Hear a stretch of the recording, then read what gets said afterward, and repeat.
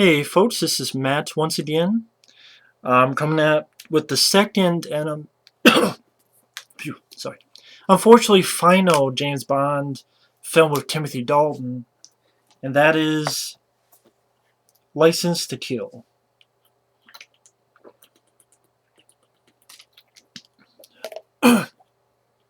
And I'll say right now, I think this is one of the more, I'll probably say here, this is the most underrated James Bond film.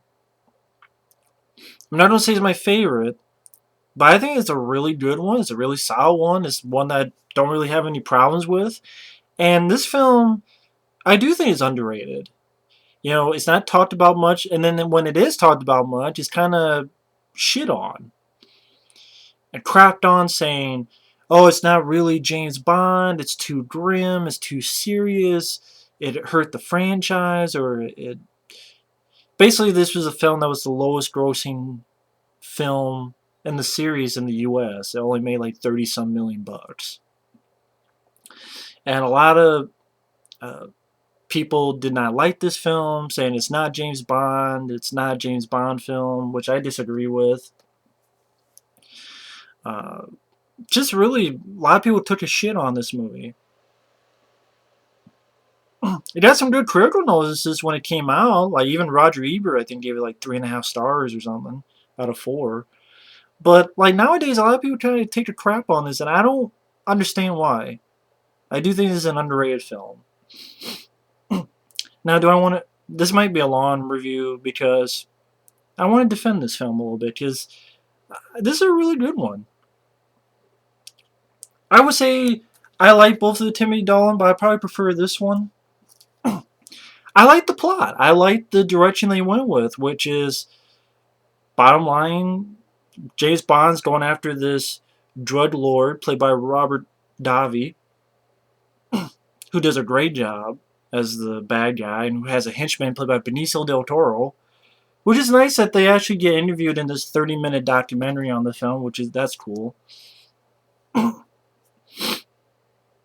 And it's like cool. Robert Davi and then the henchman Benicio del Toro, great bad guys. And the reason James Bond's getting into this is because it's personal. You have the character of Felix, who in a lot of James Bond films is a CIA guy who helps Bond. Here, he went from CIA to DEA. And they actually used the same actor who played Felix in Live and Let Die, I think. The same guy who played Felix in Live and Let Die, which is cool. And basically, they capture this drug lord, but then some guy gets paid off and helps the drug lord out. And actually, the guy who got paid off is actually Everett McGill. That's the guy who was one of the bad guys in The People Under the Stairs, and he's been in a lot of films. Everett McGill, Stephen King's Silver Bullet, a lot of other stuff. And he just paid off. And so they go after Felix, who just had a wedding. And actually, the girl he married was Priscilla Barnes, who was in Mallrats, showed her titties in Mallrats. She was in The Devil's Rejects. She's been in a few other stuff.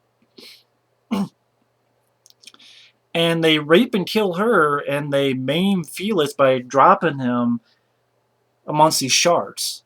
And James Bond finds him, but barely alive and maimed. And James Bond wants revenge. And pretty much MI6 and his boss M doesn't want him to do it.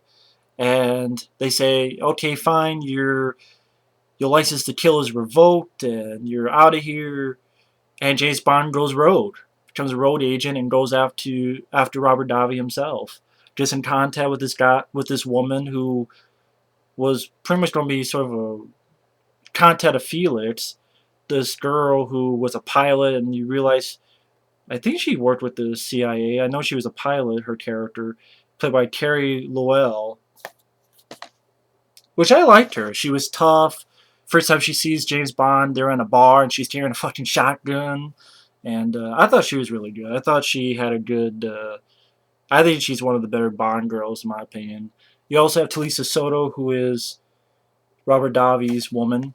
And right off the bat, you get how bad these bad guys are, because you get the idea that they don't cut this guy's heart out, And Robert Davi takes Talisa Soto, it's like whipping her in the back. So you know they're going for the grim, sort of more realistic take, I guess, on Bond. Which I know people were complaining about, but I don't know why. But what I'll probably do is I'll talk about the film, then I'll talk about sort of me defending it. Might go into 2 parts, but oh well. But like I said, you have a really good opening credit sequence with Felix is on the way to his wedding, and actually they have a friend of theirs played by Frank McRae. He's the big guy in Lockup, and Frank McRae, you've seen a lot of stuff. He was the captain, Last Action Hero, and even in 48 Hours, and you've seen Frank McRae. And all three of them are on the way to the wedding, and the DA comes and goes, "Hey, there's Sanchez, the Dreadlord, we can get him." And James Bond goes with Felix, and he did a really good sequence where they get on this chopper, and James Bond sort of gets onto Sanchez's plane, able to hook on, and then the helicopter is able to drag the airplane, and then James Bond and Felix actually skydive and parachute right to Felix's wedding, which I thought was good. Then you get the opening, which I like the song. I like the opening song by Gladys Knight. The License to Kill. I like the opening song. I thought Gladys Knight did a good job singing it. I thought it was a pretty decent song. I liked it. And like I said, he gets out of it, Felix gets maimed, his wife gets raped and killed, and James Bond's pissed. And I'm like, yeah, that's what I like. I like this direction. I like this story. It's straightforward, and you have a good bad guy, and I'm for it. I think Timothy Dalton does a good job. I don't understand, like I said in The Living Daylights, I don't understand why people shit on Timothy Dalton. He does a really good job. And like I said, he goes in this place, fucks up a couple guys, like pulls a guy so that he gets fucked up by these electric eels. Then you have Edward McGill and sends his ass down into the sharks, for fucking them over and fucking Felix up. Sends Edward McGill right into the shark, which I like. All right, Bond, he's a badass. Then he gets his license revoked, get the fuck out of there. Find this boat where one of Robert Davi's men are at, and just has this like manta ray disguise, which actually is a really good disguise. Actually looks like a good disguise, doesn't look cheesy. And unfortunately, then you find out Frank McRae's dead as well. But then I like that James Bond gets revenge, and it's like compliments of Sharky, Frank McRae's character, shoots a fucking spear gun right into a guy, and then gets the hell out of there. And you have another pretty damn decent action sequence where James Bond gets on the plane, fucks a guy up, and is like throwing the money out. And before that, had a little fight underwater, and then he's water skiing, and then he gets to the plane and fucks up with the money and stuff. I thought, again, another pretty damn decent sequence, some good stunt work. Then finds out where Felix's contest, meets that girl. I really liked her. She's tough. She's not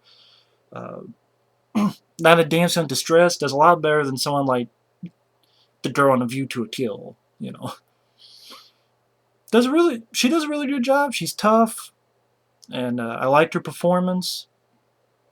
I like the little bar fight that you get into, where some guy's actually trying to fuck up Bond with like a marlin, and Bond fucks him up, and they go to this place called Isthmus City, I think. It's like somewhere in Mexico or Panama. Maybe that's the place. I'm bad with geography, believe me. But it's called Isthmus City. I can't say it right. Where Bond is gambling. And I swear, the thing is with this film, I just so see this being like a Daniel Craig movie. Which I don't understand the hate this gets. I like the Daniel Craig films. But I do. But I don't understand why they get the pass, but this gets the shaft when they're both serious, grim movies. I mean, this was the first Bond film that did a PG-13. Was this a PG-13? I'm trying to... No, it was PG. So this is the first one that did a PG-13. Those films, those are okay, like Skyfall and stuff. That's grim stuff. But this gets shit on? I don't understand it. Like, he says a line that I could easily see Daniel Craig saying, where basically James Bond is pretend to be like an assassin for hire.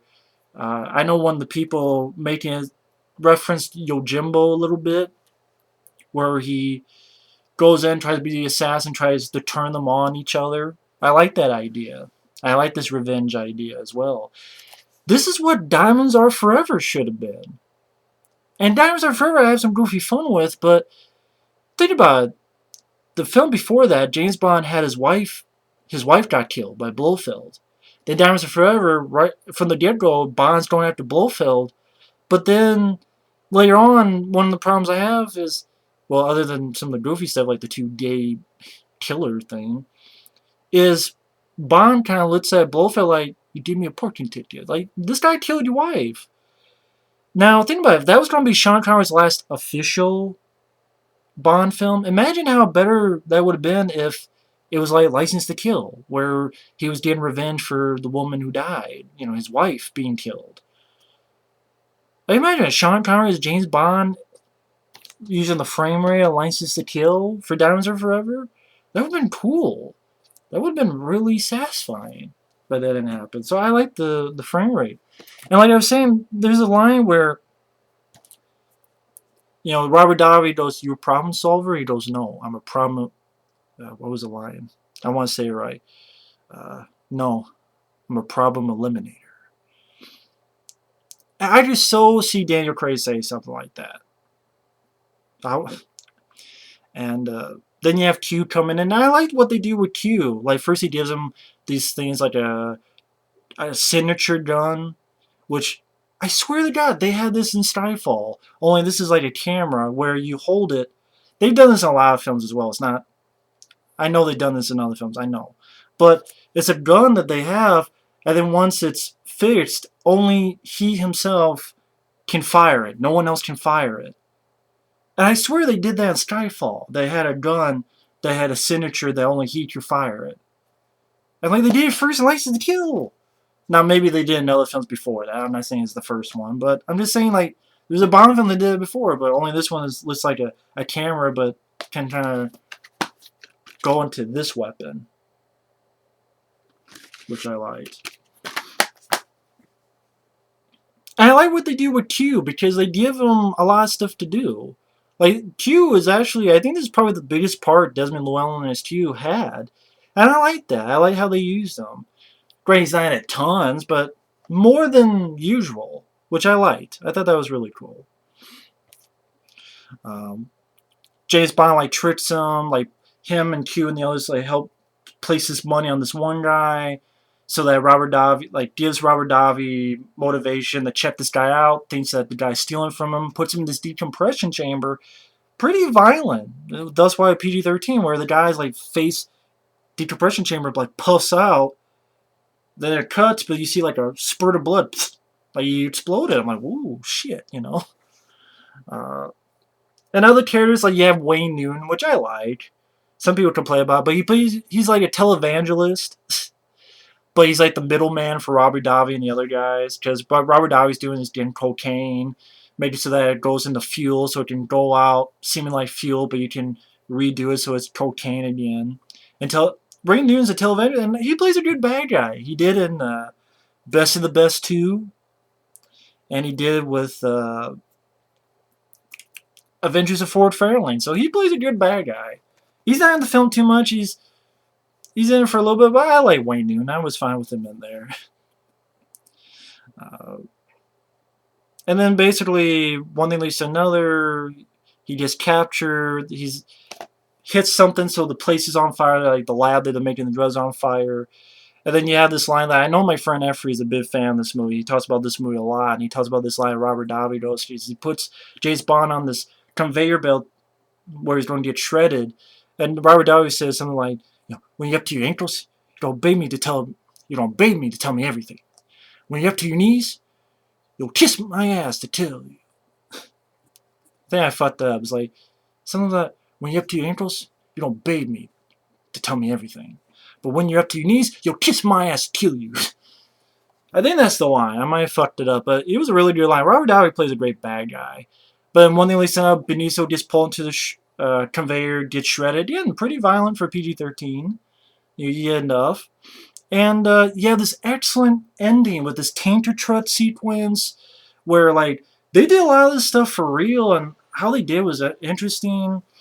Um, like, this tanker truck goes on its side because they're ready to shoot the Stinger missile, and James Bond gets it so it's on his side, so it goes under and misses him.